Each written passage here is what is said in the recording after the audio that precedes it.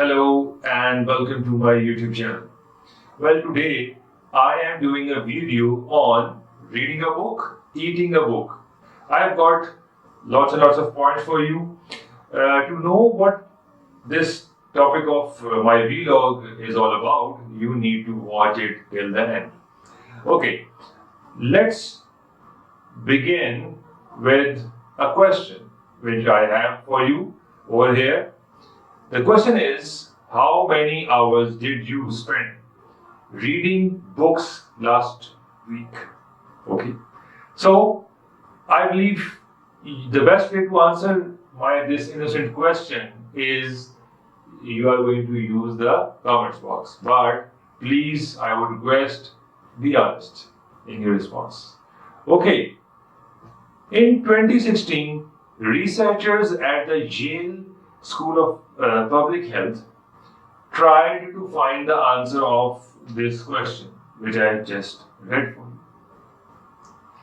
They studied the 12 years of data about reading habits, and health of over 3,600 men and women, and they were of age more than 50 years. In fact, this was the data collected by the scientists of HRS, Health Retirement Study, or Health and Retirement Study, from the University of Michigan, but back in 1992. And over there, in 1992, they were unable to pay attention to this part. Well, what the researchers at Yale, they find out. So let's see. They found that people who were, now ladies and gentlemen and my dear viewers and students, you need to hear and listen very carefully.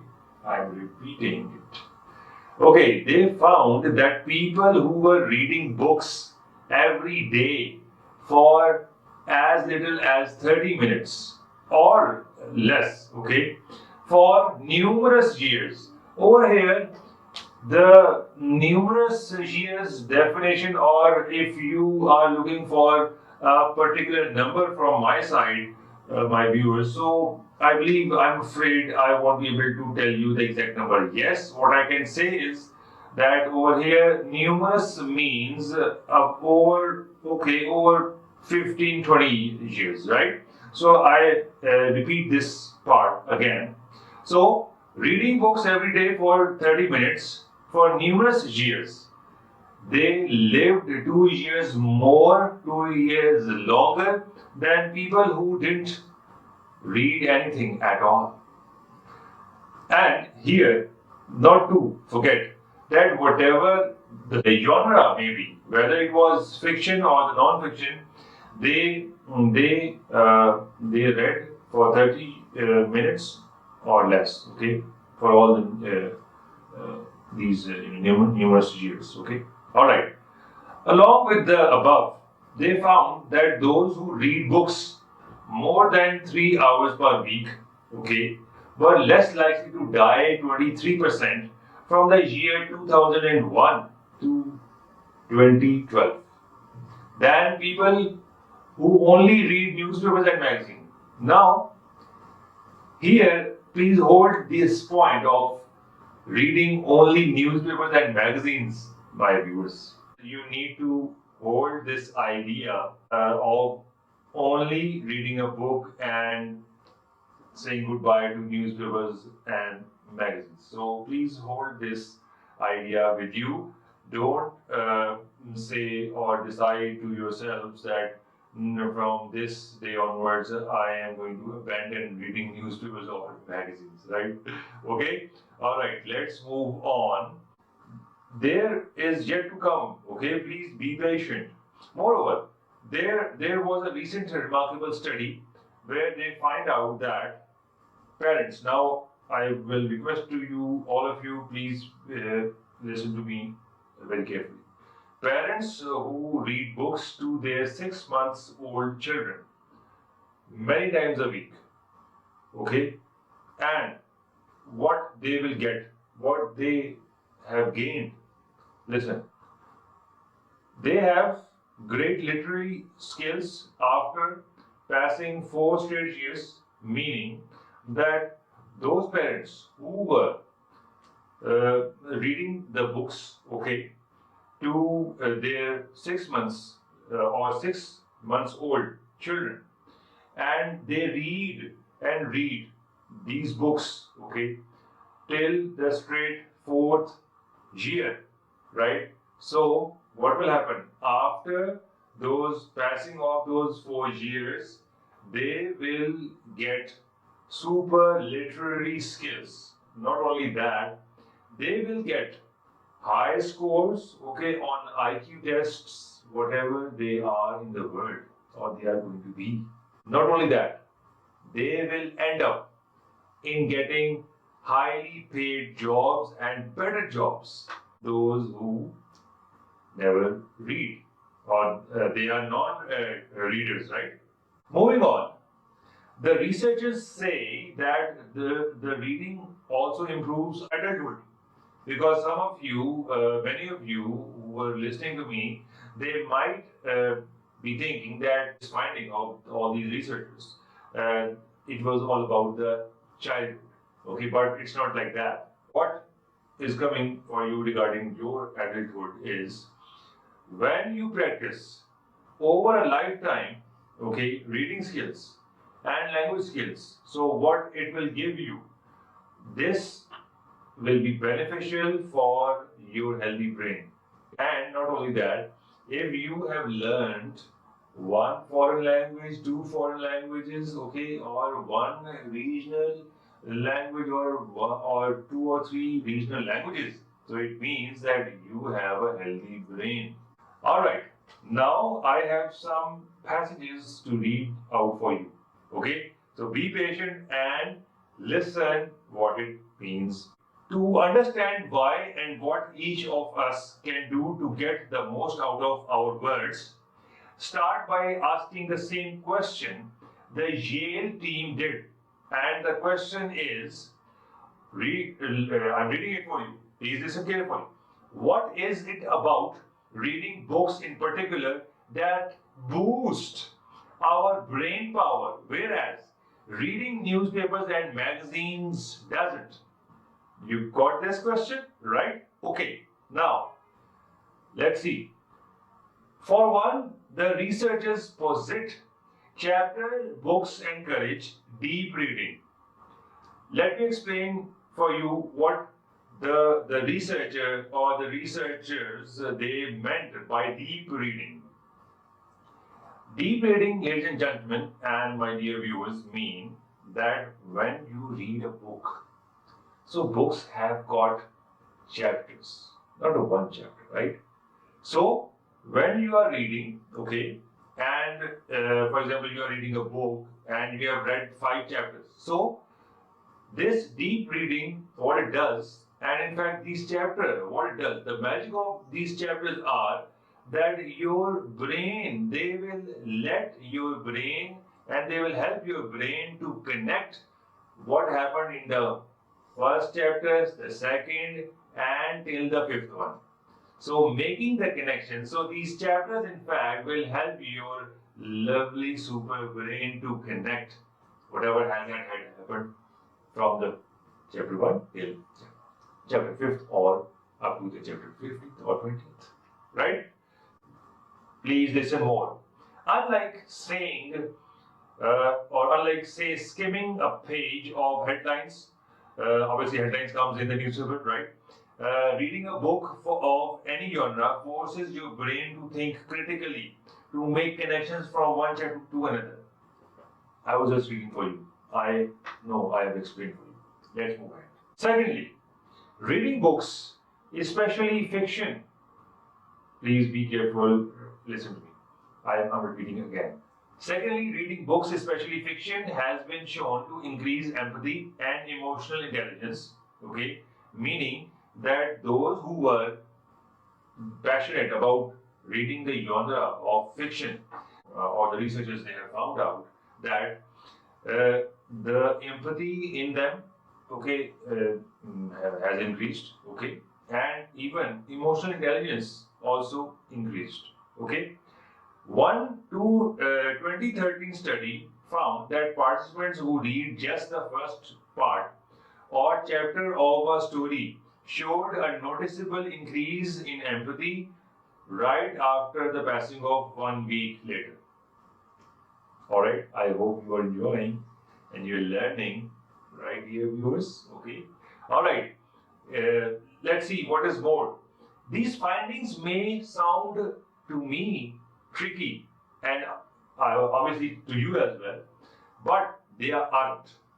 Developing social tools such as empathy and emotional intelligence can lead to more positivity, meaning human interaction in turn is going to be lower and less stressful. So now you can make up what this vlog is all about. And last but not the least from this part is that all this fiction reading and getting the emotional intelligence and getting the empathy more in your good selves will lead to what? Will give you a healthier and longer life. Not only longer, not only the power to live long, but also you will be healthier as well. All right. So now the point which I'm going to share over here is about those two innocent things which I have asked you or requested you to hold the idea with you, and they were about the magazines and newspapers. Okay, so let's find out what they have to say about reading magazines and newspapers. All right, so don't take it into your heart. Okay, and don't decide it yet to abandon reading newspapers or your favorite magazines. Okay, all right. That's not to say that magazines, newspapers, and internet articles are without merit, meaning that you should not, yes, abandon, please cheer up, okay?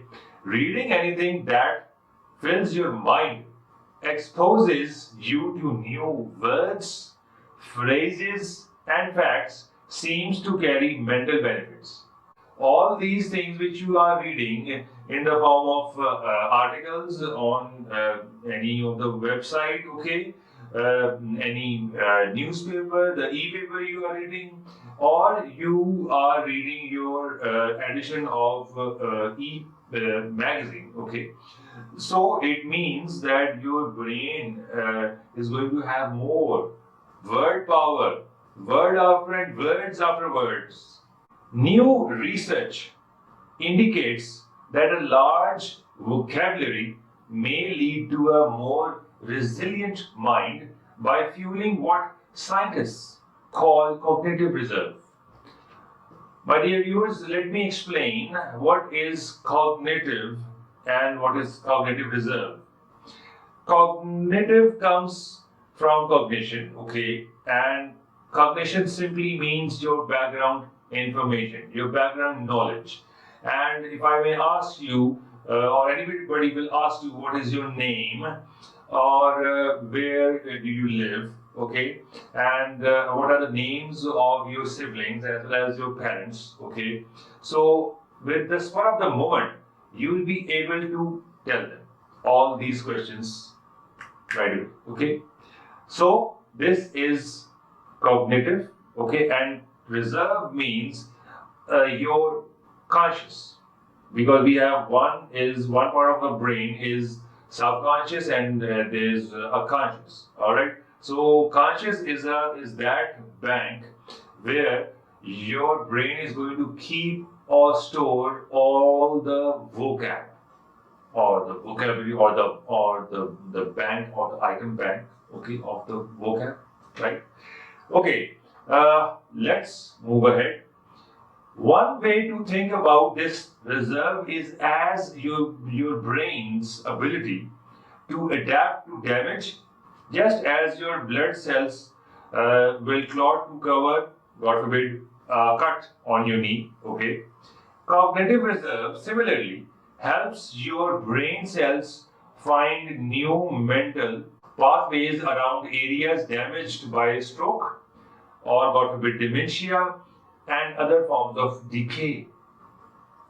This could explain why, after death, many seemingly healthy elders turn out to harbor advanced signs of Alzheimer's disease in their brains, despite showing few signs in life. It's their cognitive reserve. Researchers suspect that may allow some seniors to seamlessly compensate for hidden brain damage. I believe you got it all. So now I will sum up with something very important and from a real legend. And yes, who is that legend? Yes, it is none other than the great Mark Twain. And what Mark Twain has to say about the word power, the words, the vocab, the brain power, how we can keep our brain healthier, and yes, how we can live longer but also healthier too. The difference between the almost right word, I will repeat, the difference between the almost right word and the right word is really a large matter. I hope you got it. It's not finished. Okay. It's the difference between the lightning bug and the lightning. You want me to repeat? So the difference between the almost right word and the right word is really a large matter. It's the difference between the lightning bug and the lightning. Remarkable, amazing words, all the same, whatever you name it. My dear viewers, I will end up. Okay, I'll finish this vlog. I hope that now you have got a clear idea what today's vlog was all about. And before I leave you, I would request, as I would always do, please subscribe my channel, and those who are watching on the Facebook platform, okay, so please do like it, do watch it, do subscribe it, and never forget to share it, pass it on, because knowledge is all about to share and then learn, right guys? I will see you in my next video.